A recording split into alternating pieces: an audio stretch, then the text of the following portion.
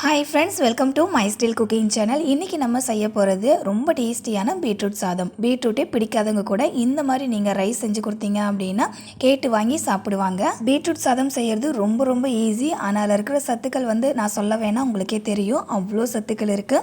Okay friends, வீடியோக்குள்ளே போகிறதுக்கு முன்னாடி நீங்கள் இன்னும் நம்ம சேனல் மை ஸ்டைல் குக்கிங்கை சப்ஸ்கிரைப் பண்ணலை அப்படின்னா ப்ளீஸ் ஃப்ரெண்ட்ஸ் சப்ஸ்கிரைப் பண்ணிக்கோங்க. இந்த பீட்ரூட் ரைஸ் செய்கிறதுல உங்களுக்கு ஏதாவது டவுட் இருந்துச்சு அப்படின்னா கண்டிப்பாக கமெண்ட்டில் சொல்லுங்கள். அது மட்டும் இல்லாமல் நெக்ஸ்ட் உங்களுக்கு என்ன ரெசிபி வேணும் அப்படின்ற கமெண்ட்ல சொல்லுங்க. வாங்க இப்ப ரெசிபிக்குள்ள போலாம். பீட்ரூட் சாதம் செய்யறதுக்காக நான் இன்னைக்கு 2 மீடியம் சைஸ் பீட்ரூட் எடுத்திருக்கேன். இப்போ இந்த பீட்ரூட் மேல இருக்கிற அந்த பகுதியை கட் பண்ணிட்டு பீட்ரூட்டோடைய தோலையும் நம்ம சீவிக்கலாம். இப்போ இந்த ஒரு பீட்ரூட்டை 4ஆக கட் பண்ணிக்கோங்க. இந்த மாதிரி கட் பண்ணிவிட்டு நம்ம பீட்ரூட் செய்யும் போது செய்வதற்கு ரொம்ப ஈஸியாக இருக்கும். அடுத்து பீட்ரூட்டை செய்வதற்காக நம்ம வீட்டில் இருக்கிற காய் சீவர மனை இருக்கும்ல, அதை எடுத்துட்டு காய் சீவர மனையில் சின்னதாக ஹோல்ஸ் இருக்கும்ல, அந்த சைடு இந்த பீட்ரூட்டை நல்லா சீவி எடுத்துக்கோங்க. சின்னதாக இருக்கிற ஹோல்ஸில் சீவி எடுத்தீங்க அப்படின்னா பீட்ரூட் நல்லா சின்னதாக இருக்கும். ஸோ பீட்ரூட் ரைஸில் இருக்கிறதே தெரியாது. இப்போ இது அப்படியே இருக்கட்டும். அடுத்தது ஸ்டவ் ஆன் பண்ணிவிட்டு ஒரு பாத்திரம் வச்சுக்கோங்க. அதில் 5 டேபிள் ஸ்பூன் எண்ணெய் சேர்த்துக்கோங்க.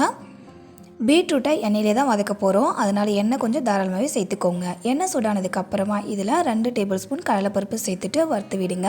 கடலைப்பருப்பு லைட்டாக கலர் சேஞ்ச் ஆக ஸ்டார்ட் ஆகும். அப்போ இது கூட ஒரு 1/2 டேபிள் ஸ்பூன் கடுகு உளுத்தம்பருப்பு சேர்த்துட்டு கடுகு உளுத்தம்பருப்பை பொரிய விடுங்க.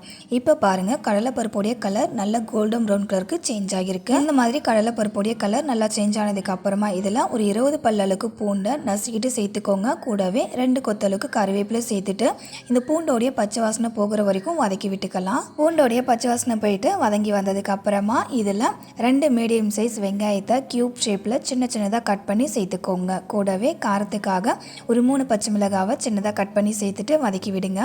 வெங்காயத்தை ஃபுல்லாக வதக்கிடக்கூடாது. இது கண்ணாடி பதம் வர வரைக்கும் வதக்கி விட்டால் போதும். இப்போ பாருங்கள், வெங்காயம் கரெக்டாக அந்த கண்ணாடி பதத்துக்கு வதக்கி வந்திருக்கு. இப்போது இதில் நம்ம சீவி வச்சுருக்க பீட்ரூட்டை சேர்த்துட்டு மிக்ஸ் பண்ணி விடுங்க. தாளிக்கிறதுக்காக நம்ம சேர்த்துக்கிட்ட இன்க்ரீடியன்ட் எல்லாமே பீட்ரூட் கூட மிக்ஸ் ஆகிற அளவுக்கு மிக்ஸ் பண்ணி விடுங்க. அடுத்து இதில் 3/4 டேபிள் ஸ்பூன் உப்பு சேர்த்துக்கலாம். உப்பு சேர்த்துட்டு அந்த உப்பு பீட்ரூட்டில் எல்லா இடத்துலையுமே ஸ்ப்ரெட் ஆகிற போல் மிக்ஸ் பண்ணி விடுங்க.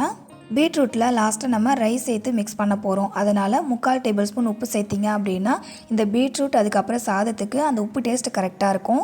பீட்ரூட்டில் உப்பு சேர்த்து கலந்து விடும்போதே பாருங்கள் அதுலேருந்து தண்ணி எவ்வளோ வெளியே வந்திருக்கு அப்படின்னு. இந்த பீட்ரூட்டை வதக்கிறதுக்காக நம்ம எக்ஸ்ட்ரா தண்ணிலாம் சேர்க்க வேண்டாம். அந்த பீட்ரூட்டில் இருக்கிற தண்ணியிலே பீட்ரூட் நல்லா வதங்கி வரும்.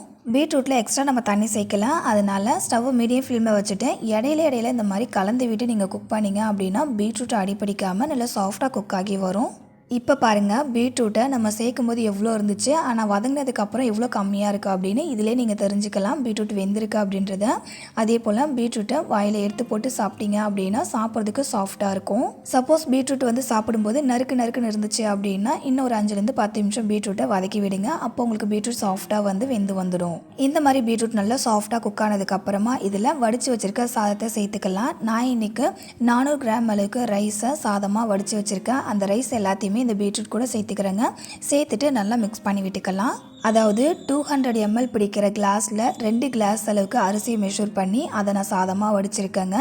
இந்த அளவுக்கு 2 மீடியம் சைஸ் பீட்ரூட்டோடைய அளவு கரெக்டாக இருக்கும். என்னுடைய ஸ்கூல் அண்ட் காலேஜ் டேஸில் அம்மா எனக்கு செஞ்சு கொடுக்குற வெரைட்டி ரைஸில் இந்த பீட்ரூட் சாதமும் கண்டிப்பாக ஒரு ரெசிபியாக இருக்குங்க. அம்மாவுடைய கைப்பக்குவத்தில் தான் இந்த பீட்ரூட் ரைஸை உங்களுக்கு நான் இன்றைக்கி செஞ்சு காமிச்சிருக்கேன். சாதத்துக்கும் தேவையான அளவுக்கு உப்பை நான் ஆல்ரெடி பீட்ரூட்லேயே சேர்த்துட்டேன். அதனால் எக்ஸ்ட்ரா உப்பு நான் சேர்க்கலைங்க. இந்த மாதிரி பீட்ரூட்டும் சாதமும் ஒன்றா மிக்ஸ் ஆனதுக்கப்புறம் அந்த சாதத்தில் உப்பு டேஸ்ட் கரெக்டாக இருக்கான்னு செக் பண்ணி பாருங்கள். சப்போஸ் உப்பு டேஸ்ட் உங்களுக்கு கம்மியாக இருந்துச்சு அப்படின்னா உங்கள் டேஸ்ட்டுக்கு தகுந்த போல் உப்பு சேர்த்துட்டு ஒரு 2-3 நிமிஷம் ரைஸை சூடு பண்ணிங்க அப்படின்னா சாதம் கேட்டு போகாமல் இருக்கும். இந்த மாதிரி பீட்ரூட் சாதம் செஞ்சுட்டு அதுக்கு சைட் டிஷ் சிம்பிளாக ஒரு முட்டை வறுவல் வச்சிங்க அப்படின்னாலே டேஸ்ட்டு செம்ம சூப்பராக இருக்கும். காம்பினேஷனே வேறு லெவலில் இருக்கும். கண்டிப்பாக இதை நீங்கள் ட்ரை பண்ணி பாருங்கள். ஓகே ஃப்ரெண்ட்ஸ், இன்றைக்கி உங்க கூட ஷேர் பண்ணிக்கிட்டேன் இந்த பீட்ரூட் ரைஸ் ரெசிபி உங்களுக்கு பிடிச்சிருந்து அப்படின்னா அந்த வீடியோக்கு ஒரு சின்ன லைக் கொடுத்துருங்க. அப்படியே இதை உங்களுடைய ரிலேட்டிவ்ஸ் தெரிஞ்சவங்க ஃப்ரெண்ட்ஸ் எல்லாருக்குமே ஷேர் பண்ணிக்கோங்க. அவங்களுக்கும் ரொம்பவே யூஸ்ஃபுல்லாக இருக்கும். இதே போல் ஒரு இன்ட்ரெஸ்டிங்கான அண்ட் டேஸ்டியான ரெசிபியோட நாளைக்கு மதியம் 3 மணிக்கு மீட் பண்ணலாம் ஃப்ரெண்ட்ஸ். தேங்க்ஸ் ஃபார் வாட்சிங். பாய்.